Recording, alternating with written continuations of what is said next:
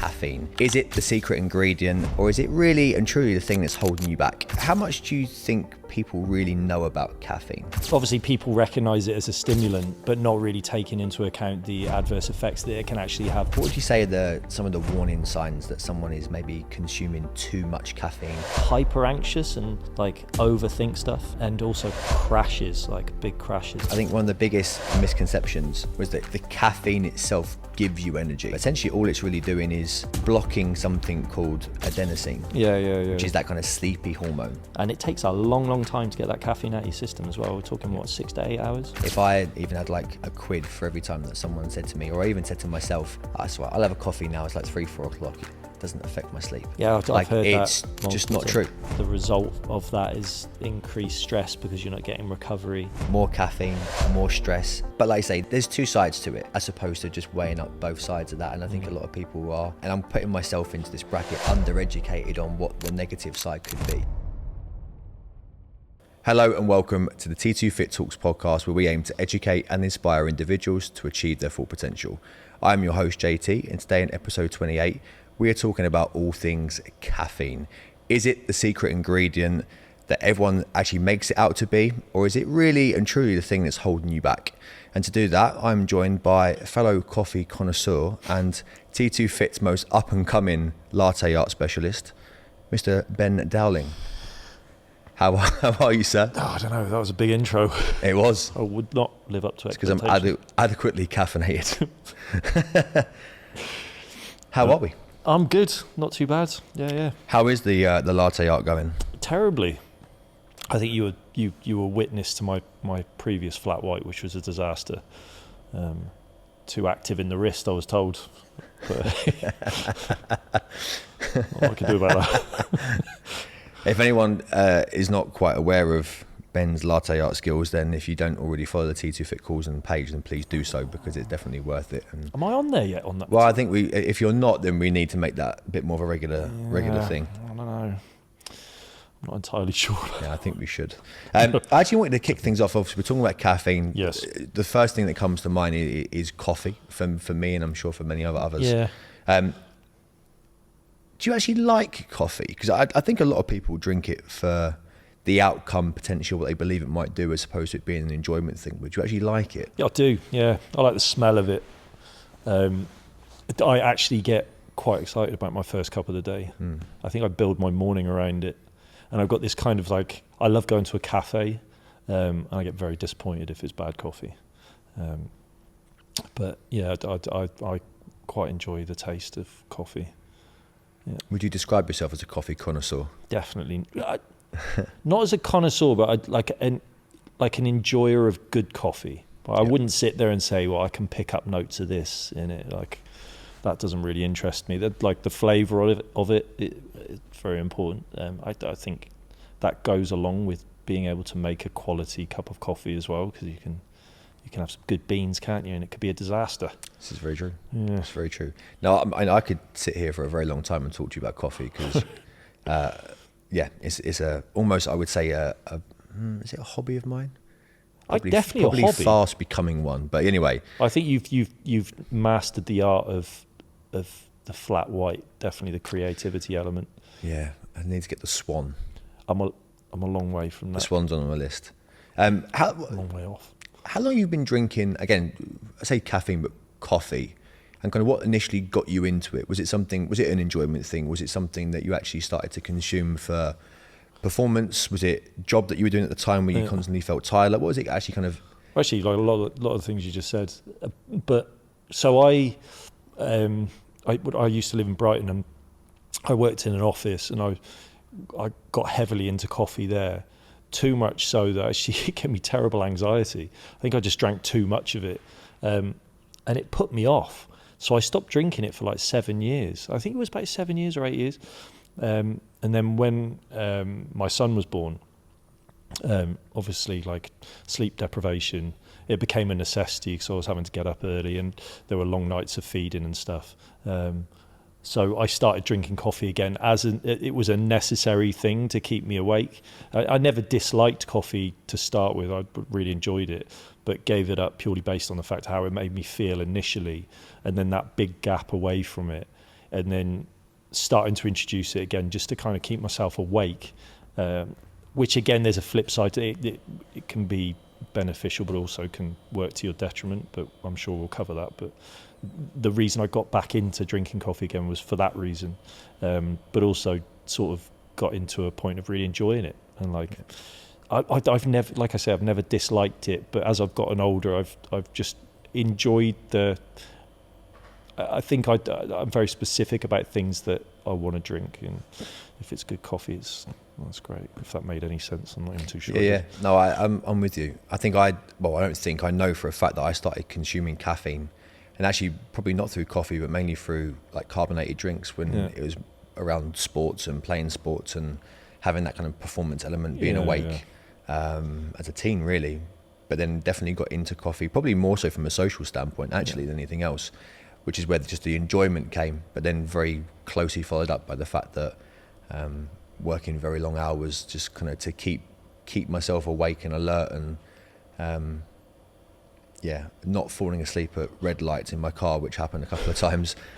So maybe it failed, I'm not quite sure, but that's kind of how I really got into my coffee. And I had to really dial that back. I've mentioned to you a few times about when I was working at a previous gym, just hammering caffeine like it was going out of fashion. It got to a point where I had to, on a gym floor one day, really think about breathing, that my heart was in a really dodgy place. So quite a scary one. Yeah, it's definitely that extreme end of it. I think for sure I have to be really controlled with how I position it, what times I position it in, and I would definitely say as I got back into it more, it was more of there was that introduction to the benefits of having it pre-workout as well, which works really nicely for me. I still do that if I can, for the most part.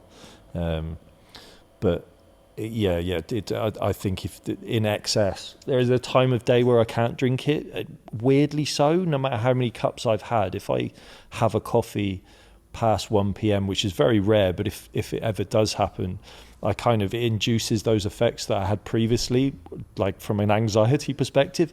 But it's weird, and I don't know why that would be. Maybe the length of time I've been awake, maybe a couple of moments I haven't had much food in my system, and that's been the result of it. I'm not sure, but yeah, there is definitely a cut-off point for me, and I would say 12 o'clock is my cut-off point.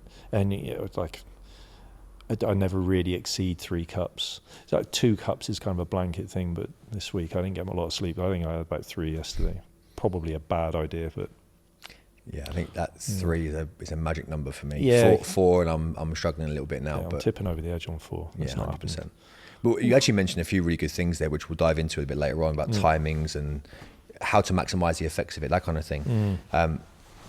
But as a very blanket statement, over 90% of adults consume caffeine in some way, shape or form, whether that's knowingly or in some cases, again, which we'll come on to, unknowingly, which is crazy. How much do you think people really know about caffeine? It depends actually where you come at that from. I think obviously people recognise it as a stimulant, but not really taking into account the adverse effects that it can actually have when you start to have it too late in the day, the impacts it can have on sleep. There's foods as well that have caffeine in them that we're unaware of. I think dark chocolate contains some caffeine. There's a fly buzzing around my face. I'm sure dark chocolate has caffeine in it. I think there's some ice creams that contain caffeine as well, but people won't even realise that, like minute traces of that you may consume later on in the day prior to sleep. But yeah, there's a lot of misconceptions around caffeine, like I say, in general, and you're 100% right. So dark chocolate in particular, is something that actually has it in there. But it's something that, again, I drink a lot of coffee and I drink a lot of caffeine, but something from a coffee standpoint, I don't actually know what the recommended dosage is per day and how much each coffee actually has in it. So I looked it up. So a black Americano between 75 and 150 grams, depending if it's a single or a double shot of caffeine. So a latte, 1 shot, 75, flat white, 90 milligrams, and then double espresso would be the 150. with a daily dose, ideally max around 400 for most adults. Yeah. So if you, like I say, hitting that kind of 3 coffee mark max, Yeah. then you're probably right. And if you're going into the 4, then probably a little bit too much. Yeah. For sure. But like I say, the big misconception is we think about it just being in like a Red Bull or a Monster energy drink and then just the coffee. Yeah. But you do have chocolate, green tea. Green tea, yeah. Yeah, black tea. Actually, apparently painkillers as well. Really? Actually have a certain element you of get paracetamol caffeine. with the caffeine in. Yeah. Obviously pre-workouts and fat burners, and then iced teas and sodas and things like that, which is really, really interesting. Well, you got, I think, decaf is, they haven't pulled out entirely caffeine from decaf either, so there are traces of, I don't know what that would be, but I'm pretty sure in like a decaf coffee there is, and decaf tea, I'm pretty sure there's traces of caffeine in. It's not completely ruled out in those. Well, actually, that's one of the biggest misconceptions, and probably something that I would fall into the category of being quite guilty of decaf being quite a pointless exercise when it comes to coffee. But actually, I think it really does have its place from a standpoint, like you said, but it actually has traces still. Apparently 2 to 15 milligrams still per cup of a decaf coffee. That's still quite a bit. So it's still quite a lot for something that doesn't have caffeine. But you mentioned earlier that you enjoy the process of making a cup of coffee, the smell, which is something that's really ingrained in me. I enjoy the actual drinking, but the smell, the grind of the beans and all that kind of stuff, the making it, there's a real process there which I enjoy. Well, it's a bit of a ritual for me. Yeah. I didn't touch upon that a moment ago. That I say, like, I build my morning around my coffee. Like the process, the ritual involved to make it. So I use a French press, and I weigh my coffee out as well. So 16 grams goes in. The kettle goes on the boil. When it's come off the boil, I give it 60 seconds, a minute, just to cool a little bit because I don't want to burn it when I pour it in. And then I'll tip the French press, pour it in. I'll do it gently. If you know me, you know I'm quite OCD. I'll stir it 4 times, and then I'll put the top on, and I'll leave it for like 4 minutes to brew. And I'm quite specific about that. And I'll press it and drink it. So that's there is a whole ritual built around it. I don't know. I mean, that's the way I like to do it. Yeah. It seems to be. And I've been drinking this. Actually, I've been drinking this Japanese coffee. I forget what it's called, from Sainsbury's. I've drank it for a while now, but it's one of my favourites. So I get that one quite often. But for someone who, again, like myself, really enjoys that ritual. Yeah. And someone who's maybe caffeine dependent now, and they're like, I really enjoy that element. I think that's where the decaf really comes into its own. Yeah. Because you can still have that with something that's decaf without maybe, so much of a stimulant on the back end of it. So it's definitely something that I need to use more when I want that coffee. I probably opt for decaf as opposed to caf. But also if you're going through, periods of kind of weaning yourself away from it or whatever, it's a really valuable thing. It's like having the alcohol-free beer type thing. So it's not pointless because you can still have that feeling of the ritual. You can still have the social element, whatever it is. And there's got to be a placebo psychological effect to it to a certain degree. I think so. I did the uptake of coffee, how it feels, like the build up of that energy release, or just that kind of stimulation from it. When your brain starts to feel a little bit more awake, and I do take a lot of pleasure in that as well. It's quite nice. 100%. Quite nice. Sorry, I was just say that I think one of the biggest misconceptions, and again, this was something I truly believed, was that the caffeine itself gives you energy. Yeah. So like if I drink it, then I get energy. But essentially all it's really doing is blocking something called adenosine. Which is that kind of sleepy hormone. It's a sleep chemical, yeah. Yeah. So that builds up during the day. And I guess it kind of blunts it a little bit. That I think they call it sleep pressure, don't they? Mm-hmm. So it blunts that, which isn't ideal in excess. But then you get this big crash as well because your system starts to get flooded by it once the caffeine starts to wear off. And it takes a long, long time to get that caffeine out of your system as well. We're talking 6 to 8 hours. Yeah, I think 10. Some people would say 10 hours. But between your last coffee of the day and sleep, that's the gap of time, I think. Yeah, and that's a really good point. again, I definitely didn't realize how long it can stay in your system for. And Yeah. if I even had like a quid for every time that someone said to me, or I even said to myself, I swear, I'll have a coffee now. It's like 3-4 o'clock. It doesn't affect my sleep. Yeah, I've Like, heard it's that. just not Multiple true. times. Yeah. Like, And I've it said it to definitely myself as well. affects the sleep. Yeah. So you can go to sleep. It's just the quality of the sleep that you're having that has the biggest impact. So you don't actually settle into the requirement for a sleep routine if you've still got caffeine in your system, because it blunts it. Yeah. You can still sleep on it. Yeah, you can sleep, but when we think about what we really want from sleep, especially the recovery element, it is that deep kind of REM sleep. Yeah. And it's the caffeine that would stop you maybe entering that element. Yeah. So in terms of what we really want from rest and recovery, you might sleep. Yeah. Like, oh yeah, no, it's fine. Yeah, I'll wake up and I'm fine. Like, if you're not getting that deep REM sleep, and it's going to be something that actually just not recovering that well. Yeah.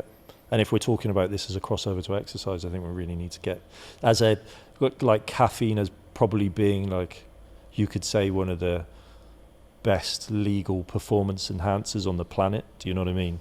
But on the same side of that, on the flip side of that, can be one of the worst things when it comes to training performance, because actually if you don't position it right, it can hugely impact that recovery effect, so mainly coming, like, I would guess, from sleep. And also, if you have too much, I think it can mask feelings of fatigue as well, and you can be training harder, which isn't actually necessarily a good thing in and amongst that time, because then recovery would be even harder as a result. So there are pros and cons to it. Well, I think you get yourself into essentially this negative cycle. Yeah. It's kind of caffeine warp, if you will. Yeah. So let's say it starts with the 3 or the 4 p.m. coffee. So then your sleep that night is affected in some way, shape or form. So then you actually wake up the next day and you feel maybe a bit more groggy and a little bit, less recovered. Maybe you just enjoy that sequence of waking up and having the coffee, and that's fine. But then you have your coffee. Yep. So that it blocks the adenosine. So like, okay, I feel good for a little bit. Then that adenosine comes crashing back in again, so you get your crash. Yep. So then you have another one. That cycle then repeats, which might then lead to another late coffee, which leads to even more fatigue in that no REM, etc. Yeah. And it just has this ongoing negative cycle. Loop. And our tolerance for caffeine builds quick as well. Like, we can learn to tolerate caffeine. I think they say, like, some gaps, like a period of time where you come off of caffeine a little bit, so you can still maintain the tolerance that you have, or something like that.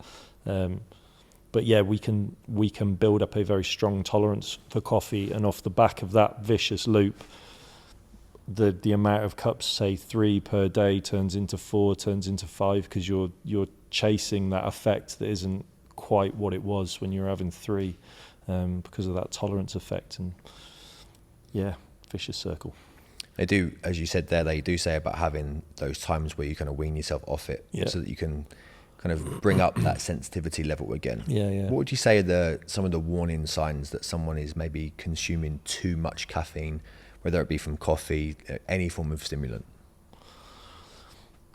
So for me, that I have, if I have moments where I've crossed over into that window of time where I need to, my last cup and sleep, my sleep starts to get really, because I value my sleep. I respect my sleep and what it gives me in terms of recovery, I'm quite sensitive to it. So if I do have too much coffee, or coffee past a certain point in time, I will wake up in the night and I can't get back to sleep. That's one of the things, for me anyway. Anxiety levels will kick in a little bit. I'd be hyper anxious and like overthink stuff. So I'm quite sensitive in that respect. And also crashes, like big crashes as well. So again, if I've consumed too much so I wouldn't ever exceed 3 per day, but the norm is 2. But if I have a consistent level of 3 per day, cups of coffee or caffeine, then I start to feel these effects of crashes, and they're big crashes as well, because I'll have the coffee and then I'll just be wrecked afterwards. Like, it will give me this short period of time where I'm feeling quite perky, and then that like a huge crash. So there's a big opposite effect to it. The big one, telltale sign for me, is if I'm going into a day of work, a meeting, a training session, or anything like that, and I'm thinking to myself, I can't do this unless I have coffee with me, like almost by my side, holding my hand. Scary, isn't it? Yeah. It really is. There's a real level of dependence to it. Yeah. And again, you can talk about the whole negative cycle, and actually maybe from just prioritizing my sleep better, peel back that fourth coffee to a 3 or a 2. Yeah. Then I start that more positive cycle. But the anxiety and stuff is really, really interesting. Yeah. Because again, could you being more anxious lead to more coffee, would you think? Like, how does that kind of normally work for you? I think because I recognise where it's coming from, and I'm sensible enough to go, I'm not going to, this isn't feeling great. I mean, it does, I've had moments where it's borderline panic, it gets quite bad. And I know what's caused, which is actually quite a pleasant thing but to be able to recognise what was the trigger for that moment, that mood, and not go to it. Do you know what I mean? Yeah. So I always have, if we're talking about caffeine, and not just specifically talking about coffee and the enjoyment of coffee, but I drink a cup of tea. First thing I have in the morning is a cup of tea once I'm hydrated. So I try to get liquids in first, because from what I understand, or the effect for me is I get that more pleasant hit of caffeine. But a cup of tea actually for me brings my mood up. It actually, I don't know if there's an endorphin effect from it. I'm not sure, but I wouldn't use that as a way to come out of an anxious episode. Do you know what I mean? Yep. But just because I recognise that in the morning as something that does pick me up and brings this kind of endorphin sort of feel after some good hydration. Yeah, I don't know if there's a link to You mentioned there that with the kind of hydrate before you caffeinate thing, that actually gives you a more pleasant kind of hit of the caffeine. Yeah. Does it also, do you notice the effects of more caffeine on just your hydration levels? As in, if you drink more caffeine, you feel more dehydrated, being kind of a diuretic? Yeah, I would definitely say if I need to consume more fluids, if I'm pushing that. I mean, I'm pretty good at drinking water anyway, but then getting my electrolytes in. But yeah, I definitely would say there's a dehydration element if I push the caffeine too far. Yeah. Yeah, 100%. And then when we think to, let's say, more of a performance level, pre-training, yes. How long before a training session would you normally try and consume caffeine? I like to. In a perfect world, I would probably be like 40 minutes, 40 to 60, 40, maybe 40. But I'm quite time pressed, so it'd probably be like immediately before, which I don't feel like is a great thing for me because then it hits too quick and I just need that build up to be a little bit more progressive. But I prefer it before. So what I used to do, actually, a staple pre-workout for me was when I used to work in gyms back in Croydon, would be a double chocolate chip muffin and an Americano. Send me like off, I'd go looping. But it was like the idea to push the carbohydrate, whilst keeping some fat in the muffin and carbohydrate because it's quite high in sugars, and then the caffeine served me well as a pre-workout, just as a combination, really. Yeah, the thing for me, like caffeine, as you said, 30 to 60 minutes, somewhere in there being a really nice window for that caffeine to take effect. And you said because you're time pressured, often you're having that caffeine like right before a session. Yeah, like today I had to have one before because I didn't have a lot of time. And that generally happens on a Thursday because I'm checking the clock and I'm like, oh, it's 10 past 11. I've got to get a coffee in because 12 o'clock is going to be a no-no. And if I have one, I'll be disappointed. Do you know what I mean? That's the way it works. But it goes to show for me how much of a psychological element there is, because I'll be drinking a coffee as I'm moving and warming up for a session. Yeah. Oh, right. Wow. But then I'm starting my session. Let's say that caffeine takes a good 30 minutes to kick in. Let's just say. the first 30 minutes of my session, I feel fine. I don't need it technically. Yeah. But there's a psychological thing that maybe I think I'm getting that right away, or actually I'm getting real no effects until 30 to 60 minutes time. Therefore, I'm already in my session. I already feel warm. I feel better. I'm moving well. It's purely psychological. So I think that I would say, am I dependent on it? Probably. Yeah. From a psychological standpoint, anyway. I reckon I'm dependent on it, but I take great enjoyment from it. So I'm not fussed about the dependency. But I recognise when I should be cutting it off.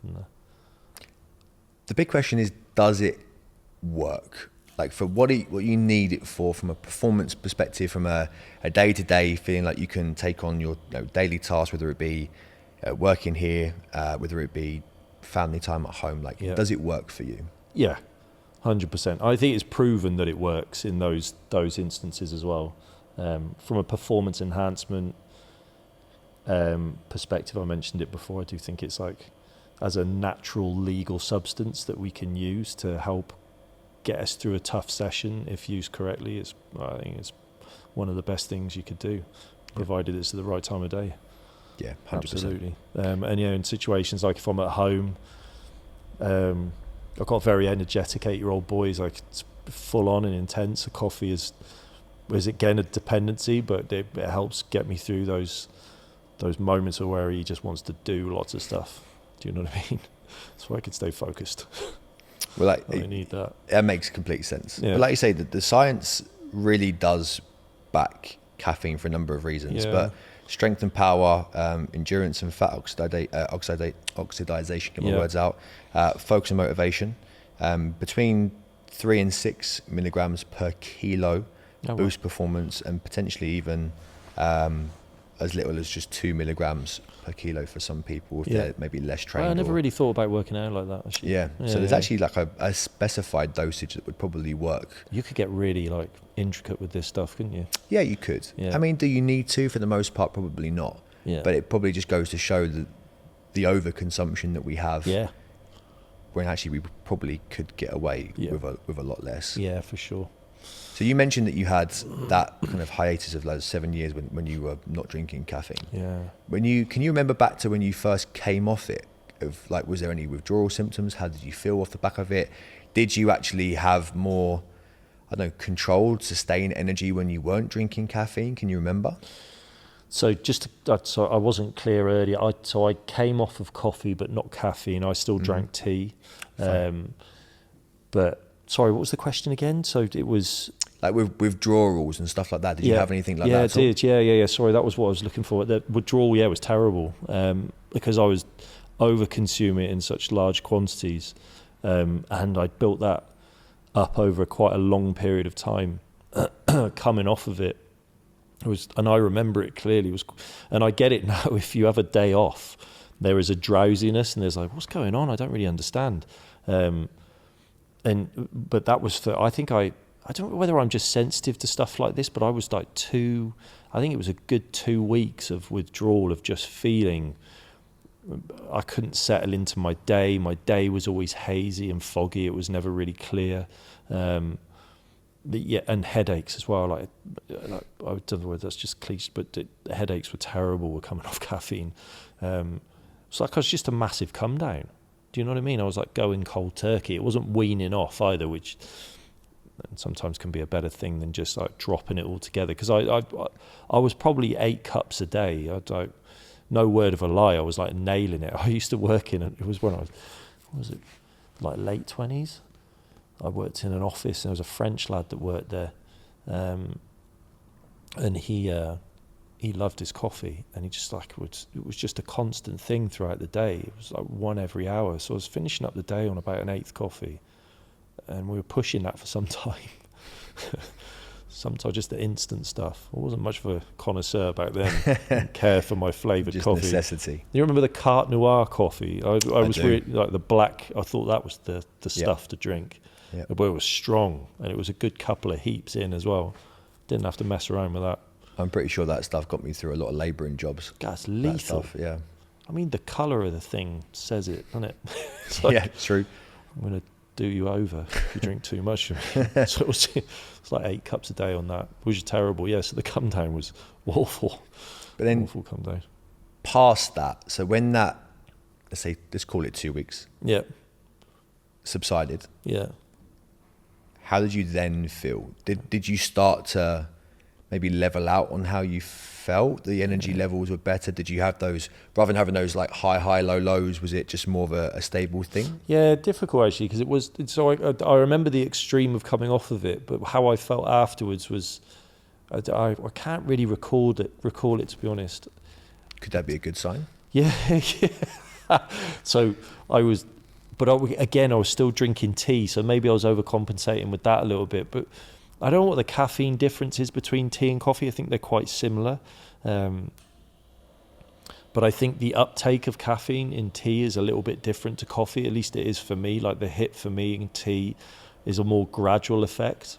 And again, like I say, I get that really good endorphin release from tea as well. So it's a happier high. And then coffee it just hits early. It's like, let's go, which is again a great thing of it.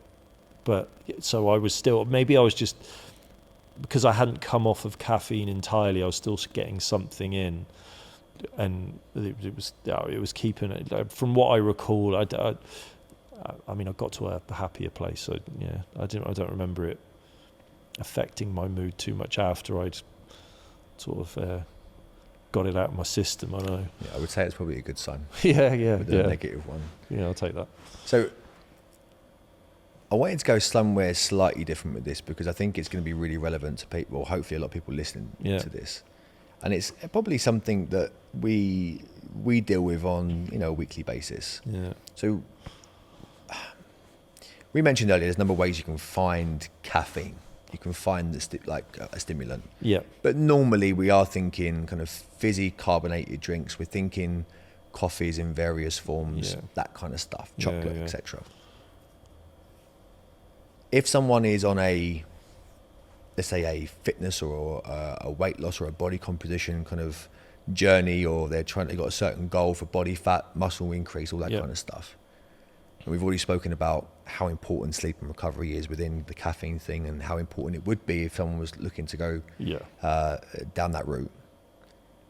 How many hidden calories can be in how we consume this stuff?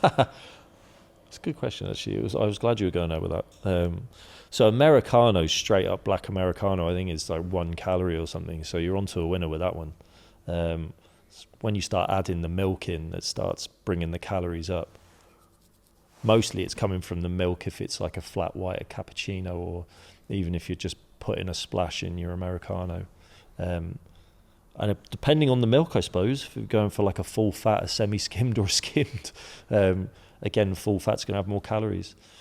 I think I think having worked with a lot of people in the past, and when we've had trouble looking through food diaries, trying to find things that are overlooked when it comes to calorie tracking, I'd say, and it's not the be all and end all of the problem, but it's part of. And coffees, the milk that goes in coffees, I suppose, if you're getting a takeout, if you're hitting up I don't know, they go like quite fancy, don't they, these days? Oh, mate, there's Frappuccino, what you call them, with cream and all sorts of stuff hanging around. And a lot of these, there's more fat going in, there's going to be sugars going in there as well. So if you're, like I say, if you're taking your bulk standard Americano, you're onto a winner calorie-wise, because I mean, it's borderline with water. It doesn't really, it's not that caloric. It's just when you start adding the milks. But also, don't play guesswork. If you're trying to be cautious with what you're consuming, I think it's really important in the first instance to accurately track what you're consuming, because then you can be more intuitive. I think I've talked about this before. As time goes on and you've developed that skill of what something could be calorie-wise in terms of quantity.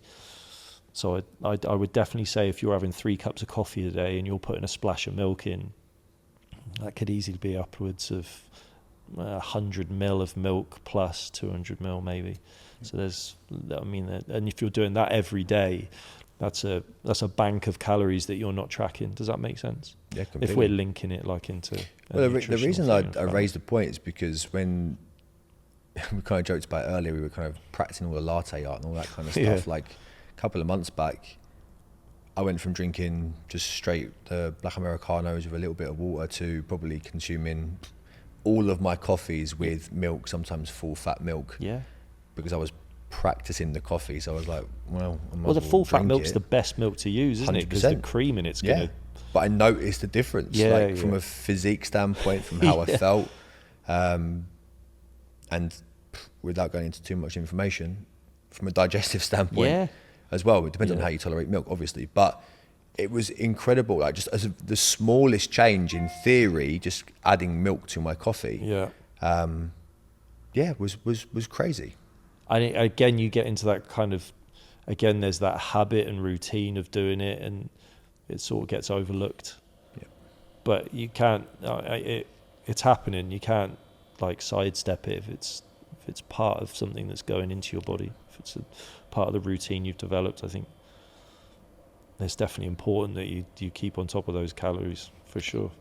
What about from a hormonal standpoint as well? Like when you think about essentially all we're doing with a stimulant, with let's say with caffeine, you are blocking that adenosine, you are masking what's really going on kind of below the surface. You're just prolonging your fatigue, etc., etc. We get into that negative kind of loop cycle that we mentioned as well, like cortisol levels, that kind of stuff. Like from a hormonal imbalance standpoint, it's a real thing. Yeah, I agree. I think you mentioned it's the first thing that popped into my head when you said hormonal, apart from the adenosine,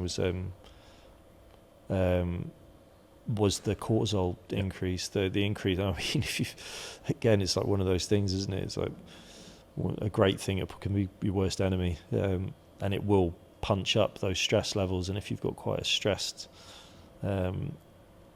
lifestyle anyway, I think that's to your detriment if we're then comparing it or trying to link it into a fat loss or a muscle building sort of phase of training. How, in a very quickly summed up way, like how much of an impact can that hormonal kind of imbalance have on someone who is looking to make a change when it comes to body composition? Well, again, I think cortisol being like the key player in that. If you're not being sensible with timing of caffeine, there's obviously going to be the sleep impact as a result, which is going to cause a huge hormonal effect, not just in one area, in all areas. Because in my opinion, when you go to sleep, it's an opportunity for your body, should I say, to rebalance your hormones, and it's going to mess all that up. And then the result of that is increased stress because you're not getting recovery. Cortisol being the problem, and cortisol is actually probably one of the biggest players when it comes to losing body fat, and I would say probably largely from the belly as well. Maybe, I don't know. We tend to hold that a little bit more if we're stressed. So I think hormonally, cortisol is the biggest problem, and it's a result of probably a very highly stressed lifestyle and very, very poor sleep.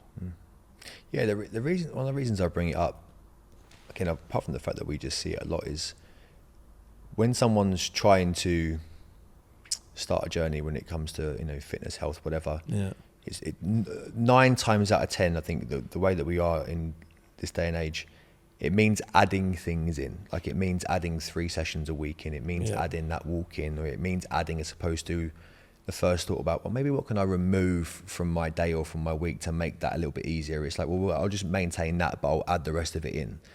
Therefore, we become more tired, more fatigued. Yeah. The need for that kind of stimulant is greater, but obviously then we might get it from that mocha chocolate frappa latte thing that's like 4,000 calories or whatever, and we do that more frequently, etc., etc. I'm making it up, but we can start that. Then we end up in this hormonal imbalance, and we just kind of constantly chasing what we deem to be optimal, but actually having this real negative impact on something. We're chasing something that's always moving away from us, but it's kind of us that's moving it away. Does that make any sense? It goes back to that vicious loop that you were talking about. again, like the more you add in, the more you need, the more tolerance you build, the more you have to have. And then, and then there's this thing that you're never going to reach at the end of the tunnel because you can't get there because you just need to do more and more and more when you think you're getting closer, you're not. Yeah, 100%. And, you more caffeine, more stress, add more things in. You think about the other additional health implications that could potentially have as well. Yeah. And I say that from my own personal experience. Like I've went through a whole thing of, a year or so ago, whatever it was. I've forgotten. Clearly forget a lot nowadays, but like my blood pressure was like just way too high. I told you about it. A lot of that I think was, and probably still is to a certain degree, just constantly just taking in too much caffeine. Yeah. I think there definitely could be a link there, 100%. Yeah. I know we've talked quite negatively about caffeine, but there are some great benefits of it. But I think we have to recognise. Straighten that up. The bad as well. 100%. But like I say, there's two sides to it.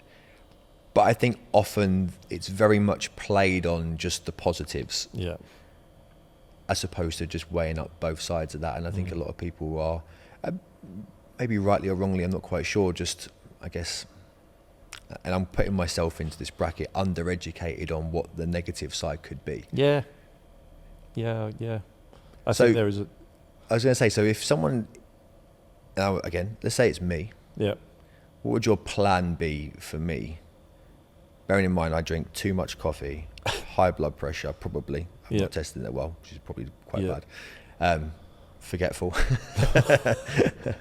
Constantly, clearly dependent on caffeine. And a number of people will relate with me on that. Yeah. What would be three, I guess, starting points that you would be saying to me of like how I could maybe get myself to a better place on that? That's a really difficult question. I definitely drink less coffee. Maybe like I would probably start by having like a cut-off point. And be very deliberate with your cut-off point per day. Maybe pick your times when you're going to reduce it to a certain amount, and again, don't come off it too drastically. Maybe think, right, I drink 5 cups a day, let's drop this to 3. Let's think of having this window of time that I'm going to consume caffeine in. Think about when my last cup is to when I'm going to bed, make sure there's at least 8 hours there.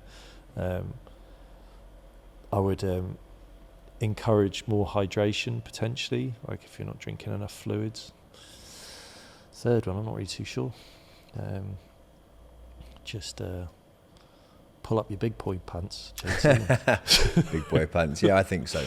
I think for me, like you say, it's definitely the cut-off is a big one for me, and it's something that I think, it's like when you're starting your day, sometimes at different times of day, that cut-off can be a little bit skewed, but for the most part, a really set cut-off point and not going past that like I did today, having a coffee at 3 o'clock when I should have cut off at 1. You came in and technically it's not finished yet, and yes, I will be finishing it off in a second. So definitely having a cut-off would be key. I think really using the decaf element, we mentioned that earlier, like using it to my advantage, so I can still have that, whether it be social side, whether it be psychological side, that process of having a coffee, I can still have that without the caffeine being a real big part of it. Prioritizing the sleep, making sure that, a bit like you, that becomes a bit more of a non-negotiable. So that as of the next day, that week, that month, and it was much more, I guess I'm in a better place, I'm better recovered, I'm in a better headspace more than anything else to go, okay, maybe I will pull my big boy pants up a little bit and not have that coffee. But if I'm in that constant state of fatigue, I'm at a point where my guard's down all the time, and I'm going to go for comfort, I'm going to go for ease, therefore I'm more likely to go back to the caffeine. That would be the same for anything. It would be alcohol, any kind of high calorie foods, the high palatable stuff. That would be a big one for me. And then just really making sure that around training it's better positioned. So not having that coffee when I'm warming up for a session, because actually I probably don't need it. So really trying to get that to 30 to 60 minutes, which might actually help me in theory. Just reduce by 1 cup anyway. Yeah. If I time it correctly. So I think it's just being having a bit more of a foresight on it. Yeah, for sure. I was thinking the other day, because when we come in here early and we've got a coach from 6 o'clock, I always have a coffee first thing. And I don't know whether, I don't know whether that is actually of benefit to me, because actually, like, I have a coffee and then I've got 15 minutes, we go into coaching. And I've had moments where people have picked up on it in here, like, Ben, have you had a coffee? Because when you just get a little bit erratic and you talk a little bit faster. Do you ever get that? If you've had too much? I'm sure I do. I mean, you probably better tell me more than I could tell myself, but like, it gets a bit jittery and you just like hammering out. Then for a moment you're like, what did I just say?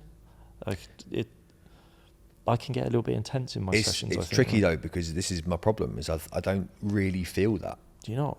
No. Again, it might come across to others that way, but I don't really feel like it.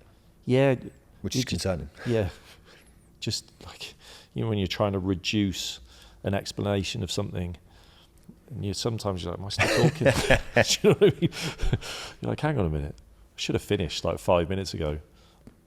But yeah. Yeah, I think it's become very clear that I need to reduce my caffeine intake. Yeah. I think it's become very clear that I need to do that pretty lively, and probably start taking my own advice and our own advice on it a little bit more. I think so. Yeah, I think so. I think this chat has been an eye-opener for both of us. I think so. Coffee. So tomorrow morning, flat white. Decaf first thing in the morning. Oh yeah, yeah. Maybe we'll start heading that way a little bit. Oh, maybe we could treat ourselves with some like proper, like, nice decaf beans or something. Yeah. I haven't tried the decaf here. Apparently it's quite nice. Actually, it is quite nice. I'm not going to lie. Daisy drinks it a lot. Yeah, it is quite pleasant. Well, maybe I'll give it a whirl. Okay, well, I'll tell you what, I'm going to try this. Okay. Oh, yeah? I am. And I genuinely am. I thought we were joking. No, I actually am going to try it. So here's the deal. If you're listening to this, we're going to try this. We're going to go 100 to 150 milligrams, like a coffee, a sensible one, a small one, low calorie ideally, 30 minutes before a workout. So if you are training 30 minutes before a workout, absolutely no stimulant coffees in any way, shape or form. So yeah, coffees, energy drinks, you name it, nothing after 2 p.m. at the absolute latest. If you can make it 1, then ideally make it 1. Make your sleep an absolute priority. And if you track your sleep, it'd be really interesting if you're doing those things on a Whoop or something like that, is actually track the quality of that sleep. And make sure it's no more than ideally 2, 3, I think 2, 3. What, cups? I'd say 3 at a push. Okay, 3 at a push, 2 ideally, Yeah. but no more than 3. That's what I'm going to do. I need you to join me with it. And you're going to have to comment here or somewhere on social media and let us know how it impacts you, hopefully in a very positive way. And I will do the same. What is it, 400 milligrams per day, isn't it? We talked about Is that the earlier. recommended, like, top level. So 75 is a shot of espresso, or double. 75 would be a shot. One shot. So Correct. 2 shots, 150. Yeah. It's not a lot of coffee, is it? Like, No. you've already covered 300 in 2 Doable. cups. It's doable. Yeah, small, flat It's out here now, so I haven't really got much of a choice. Nope. And you can bear witness to it. Depends on how many people watch this. As can Hannah. So Yeah. we'll see how it goes. Yeah. Hannah's zoned out. She needs a coffee. So we're going to give that a go. So you have to let us know if you do try it, how that goes. And I'm going to try and drag Ben into that as well. Is that it? We got anything else to cover? We good? Caffeine, tick? I think we're ticking. I think we're ticked. Anything else you would like to add? No. Quite happy with everything that we've discussed. I tell you what. I'm going to add one more thing, Go on. which actually I haven't got written down at all. But just now you mention it, we say about triggers. Yeah. There'll be certain things that will trigger a response. I.e., there'll be certain thing that you'll feel or an emotion or whatever that will trigger us to go for a coffee or, again, alcohol, whatever. But we're obviously talking about caffeine. The biggest thing that stops me doing that is movement. Okay. Yep. Especially if it's outdoors. Yeah. Like right now, I would say that would be, pretty okay for most people. So there's the last thing and a bit of a tip. If you are craving that kind of energy, a bit more of a wake up, and you want to stay away from caffeine and maybe decaf's not an option, movement, getting outside, bit of fresh air, bit of vitamin D, I think will go a long way. Yeah, I agree. Yeah? Yep. Awesome. Win. Fancy coffee? It's not happening. I might actually have a decaf. It is a Thursday. Yeah. I've got a session. I'm going to decaf it. We'll be fine. Yeah. There you have it. Caffeine. Basically, we're thinking, yes, good, but be aware of it. Track it. Do it responsibly, and think about it on your rest and recovery, regardless of what it is you're looking for. Subscribe, as always, comment. Let me know if you do take on the task that I've just set you there, and let us know what the outcome is.